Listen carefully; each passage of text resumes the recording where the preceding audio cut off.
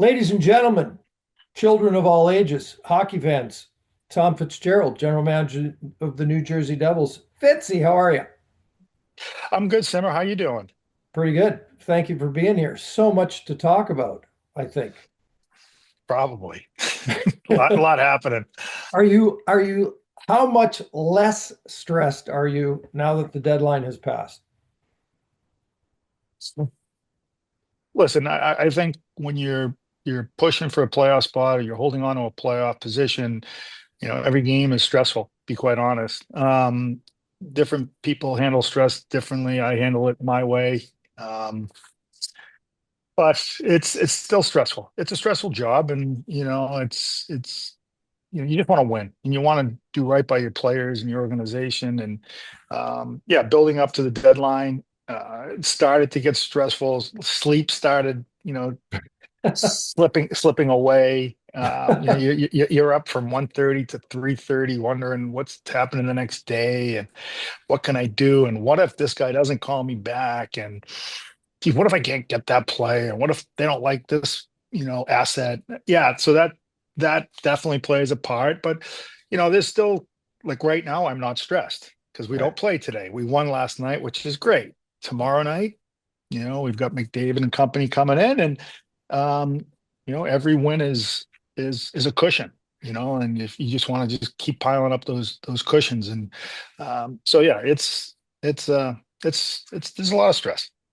Part of your issues are injury related, so you're not Mhm. replacing a Jack Hughes at the deadline, obviously. Mhm. It's cap implications. You bolstered your D, so all things considered, guys banged up. Did you pretty much kind of do what you wanted to do? I mean, you weren't going to be a super active guy.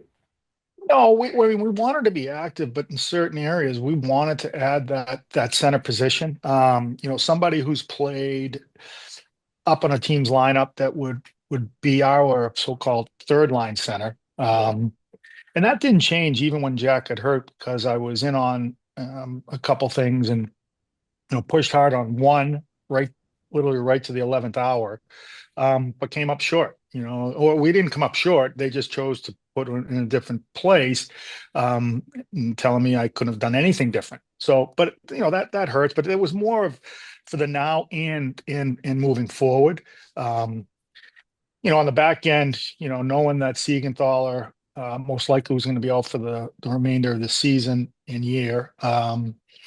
We were always targeting a left shot D, um, and felt that was important because the strength of our team starts in our net and in through our back end because of our size and how we defend, and we didn't want to kind of loosen that up a bit. So going out and targeting a Brian Dumoulin was important because of one is how he plays and what he brings to the table and his experience and winning, and that was important for the group. Like you said, up top, no, you can't. Never going to replace a Jack Hughes. Then Dougie Hamilton goes down, and you lose him for the rest of the year and possibly playoffs. And you're looking at committee. We wanted to grab a depth defenseman. We got that in Cholowski, and Simon Nemec will come back in at some point. And the way he played right after the Four Nations for us, gave us like this. There's a lot of hope here because he's a good player and he's Yeah. maturing at 20 years old. At 20, like my God. Um, so there's only so much you can do, and but with Jack, like. Um, I guess it really wasn't about Jack or Dougie because we have a good team. We have good players. These guys care about themselves. They believe in themselves, and I just wanted to give them a shot in the arm with something different. Get something new to the locker room. Um, and we did that with Brian and obviously Cody Glass and adding Cholowski and Sprung in there to really keep guys on their toes and create competition was important for me. Yeah. Well, you got your goalie back. And I Mhm. know that was traumatic over the last few years. You've had injuries to goalies and underperforming goalies. So Markey comes back and you got to Yeah, feel fortunate yeah, in some of the yeah. voodoo. Yeah, with that being said, it's like, okay, you get a chance to see Nico Dawes, who came in and played really well. Jake Allen, who's been the ultimate pro, Yeah. held down the fort for us. He played well, gave us a chance to win. every single night. And then when you get Markey back, yeah, there's a sense of, okay, there's our true stabilizer that's coming back. And it was good to see him get his first win since his injury last night. But the other day, like I don't believe we're just a one-man team with goaltending, or a Jack Hughes up front. I mean, these Jack and Dougie, you can't replace them for what they bring to the table. So again, staying to our focus and our foundation of goaltender out, and being a better defending team was our goal from the get-go, going back to last July 1st. Where the hell did this Johnathan Kovacevic guy come from, and how that seems to have worked out pretty well? Yeah, I mean, I've seen Johnathan play when he was at Merrimack College. He played against my boys, and you right away you notice the size and the skating, the way he got around the ice, and Winnipeg. He was a Winnipeg draft pick, and I'm not. He's a young player in Winnipeg, and next he needs waivers, and a team like Montreal, who's looking for depth, picks him up. For us, it was just more about depth. We'll give up an asset to have depth and security and a safety net for some of our younger players not being able to maintain the consistency that you need to maintain once you hit the National Hockey League. And I give him a ton of credit. He came in. There was the injuries to Pesci and the injuries to Luke Hughes, and he took full advantage of it, and he really hasn't loosened the reins at all. And him and Jonas Siegenthaler seem to form one of the better defending duos in the league, up until Siegs got hurt. And for us, it was a no-brainer. You don't let players like this walk on you, because of how much they've helped impact the game and really transition us from being a more offensive team to defending matters. And this guy defends very well because of the size and the ability to get around the ice. Yeah. And he's got some maturity. He's 27 years old, so he's not a Yeah. kid. And, Mhm. and he's played well. Second pair righty, which is always nice Mhm. to have in the lineup when you can get it. Yep. Speaking of those injuries, I remember you and I chatted about this a couple of years ago, and I just talked to Billy Guerin last week in Vancouver during his trade deadline stuff, and he's banged up. He's lost huge guys, and I'm like, boy, it must be the Massachusetts voodoo. You guys you'd have to Please. buy a little Yeah. voodoo doll or whatever the reverse of that is, because it's been hard luck. I guess all teams go through it, but it just seems kind of shady that you know it's Yeah. I, harder. you know what? I don't stress about it because injuries are part of the game, and why is it happening here? And it's again, I don't know. I think it's out of anybody's control. I mean, you Yeah. look at all Jack's injuries have all been freak injuries, just like you know, crashing into the boards because he was going 110 miles an hour in St. Louis last year, and separating the shoulder. And this year, just an accident that happened, coming on a 2-on-1 on shorthand. And the I guess the one thing we should learn is the boards they don't move, No. and they're not they're not soft. They're hard. So we should probably kind of be aware of that. But you know what? It is what it is. Yeah. And if you stress over every small thing like that, then you're going to drive yourself crazy. And, we know Jack Hughes is going to be back, and he's going to be mentally stronger. He's going to be physically stronger, and which bodes well for the New Jersey Devils. That's for sure. By the way, real quick, as you mentioned them, none of these guys, like I thought Dougie Hamilton might be back. Is that not going to happen then? Not right now. Not going to happen. Not a playoff, like second round, like No, I think probably it's not going to it'll go into the second go round. into go into Yeah. that. Okay. Yeah. So Again, I got to go back and do the math. I mean, it happened just last week. Or, in Jonas, there's same a thing. possibility. We're not planning on it. How's that? Yeah, yeah, This is what we have. yeah, You know, this is yeah. what we have. So you're going to be missing three key guys. Speaking of Massachusetts, so Four Nations Cup, you had to be watching with vested interest. The entire coaching staff, I think they're all from Massachusetts, maybe a Rhode Islander in there. So it should have been Finland, Sweden, Canada, and New England. Well, I was on the staff, I know you were on the so staff, yeah, but everybody. yeah, it's funny. between at least Team New England, that's for sure, with Sully and Torts. That's two Um, Massachusetts. yeah, and then your two Rhode Islanders with John Hines and David Quinn. Quinn, yep. Mike Buckley, our goalie coach, is from Mass. Um, I believe our video coach is from Mass, who So we works in know who to Pittsburgh. blame. Yeah, and then management staff between Billy and I being from Mass, Chris Drury from Connecticut, and Billy Zito from the Midwest, Wisconsin. Yeah, it was predominantly an Eastern Predominantly. staff. It's a little incestuous there, Fitzy. Well, what can I say? Got to work in a Minnesotan or a Michigander or something. Fix it up a little bit. uh, People got all, to know all, this. all good. By the way, you finished up your career with the Boston Bruins. I want to ask you something. I'm one of the few people, I don't know, maybe this has changed over time, hindsight 2020, but I loved the Joe Thornton trade.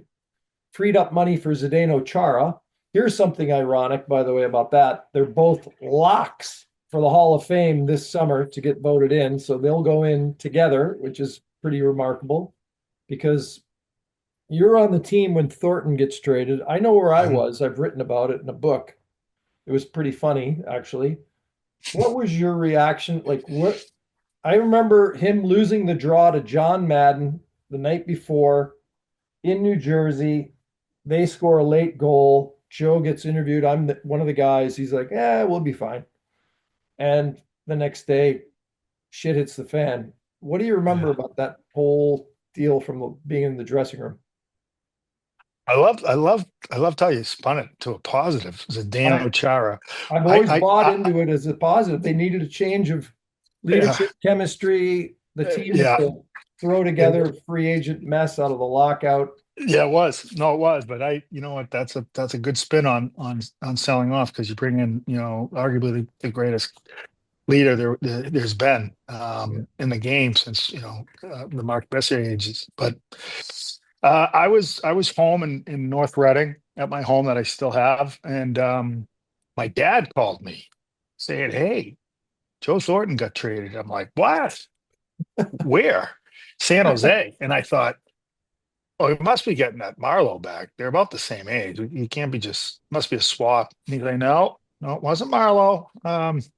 Kid named Sturm, Primo, Yeah. and Stewart." And I'm like, "Well, who else?" Um, and that's how I found out, you know. And it turned out those three guys were great teammates. In a tough situation, you get traded for Joe Thornton, and we stunk.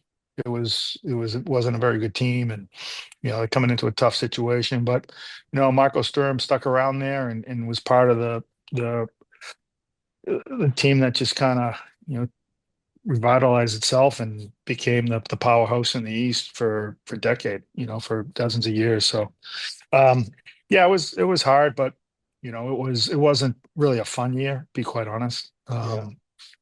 But Um, that's where I was. and oddly enough, Sully, who you just brought up, Mike Sullivan on the Team USA coaching staff, he was the coach that year, and Yeah, he kind of takes the fall because he's not responsible for all the shenanigans and the fact that yeah, coming out of the lockout, Bruins ownership said, "Oh, we'll wait and get guys at a discount," and then they had to, I think, what, 8 free agents all yeah, kind of like, "Nah, we got to yeah, have a yeah. team." I'll tell you though, like not many people know this. I signed a 2-year deal going into the lockout, so was hoping to be part of that group that finished first the year before with those pending free agents on the expiration of the lockout. Yeah, it was a miss, that's for sure. It was a miss. So, but hey, you know what? That's part of my history and part of part of my growth too, and how to from a decision making to a team building to utilizing the cap in the right way and making sure you have the right players and the right mix of players. And I learned a lot that year for sure. I mean, that's part of my growth and going into some television with you and Nesson right after, and some coaching, and then getting into player development with Pittsburgh. That year really helped me. I totally understood now, like, why decisions were made on certain players, and why some decisions were good and some weren't. Some people don't, remember Tim Thomas coming into the organization, from Finland. He signed a high two-way deal, played in Providence, got called up, and quite honestly, right away you saw like, whoa, this guy gives you a chance to win every night. Yeah. But anyways, it was fun always putting the hometown jersey on, but a lot of it wasn't great because of the team. Right. Would have been 2 years without the lockout. By the way, you played your 1,000th game as a Toronto Maple Leaf. That's a Hmm. little, I mean, that one season in Toronto, one season, Two, two yeah, seasons two, in Toronto. yeah. Was that odd? What was that ceremony like? Well, it was unique because Gary Roberts and I played our 1,000 game on the same night as teammates, and it's never Wow. happened before. And I'm not sure Huh. how. I never say never. Looks like Ovechkin's going to break Gretzky's scoring record, but Right. you never say never. But yeah, we played our 1,000th game on the same night as teammates, and we were line mates that night, and there was a dual ceremony. Wow. I did not recall that. Hmm. Pretty amazing. So they brought you out Yeah. the silver sticks? No, Gary and I never got silver sticks. What? Is is that because the Leafs are they're not making enough money to afford the I don't know why, but we really? never got a silver stick. Oh, how's this? I never got a silver stick unless they gave it to Gary. Did But we he never got, who was out there with you? Who presented? What did you get? Did you get a soap carving? First, I got I got a actually it's did you get a no, watch? it's in my house somewhere. No, didn't get a watch. Got a mural of my Leaf career, pictures of Leaf 1,000 game. It was a nice little mural. No stick. Leafs donated money towards a charity of mine, and yeah, it was a nice ceremony. All right, we're gonna have to fix this omission and get you a silver stick. That's both. I'm gonna talk to don't Leafs. don't I'll don't talk to forget Trelawney. Gary. What's that? Don't forget Gary. He deserves one too. I interviewed Gary for a book not that long ago. So, um, remind me again of your first NHL goal. Top shelf Patty Waugh. Was that it? Nope. My first goal was on my third game playing in Quebec City, and shot on net. Kelly Rudy quickly moves it up ice to Rich Crom, who heads down the left wing. I middle lane drive. He chips it by the defenseman. I get it on my forehand, and I throw a sliding backhand through Mario Goslin's legs. So Nice. my first goal was assisted by Kelly Rudy. Nice. A Yeah. high flying goal. What was your biggest goal in your career? Oh, I definitely '96? yeah, the '96 bomb from the blue line that beat Barrasso and turned out to be the game winner in the Eastern Conference Finals. Yeah. I would say that was it. The two shorthanded goals were up there too, against the Islanders back in against the Penguins actually. Again 93? in '93. Yeah. Did you play the Leafs in those playoffs? No. You didn't. No. But you No. did play them. Oh no, I guess you weren't there. No. I wasn't there. I was You I was gone by then. you weren't there And for the I went to the Leafs after those Islanders series in '02. that would have been interesting. Not from the island though. I remember I was in Florida for 5 years Florida. in between. Yeah. Yeah, between. Because there was the Mike Pekka knee incident. I Yeah, think that was way after me. that was after you. Um, the two shorthanded goals, that's interesting. '96. Do you still ever chat with Doug MacLean, your coach?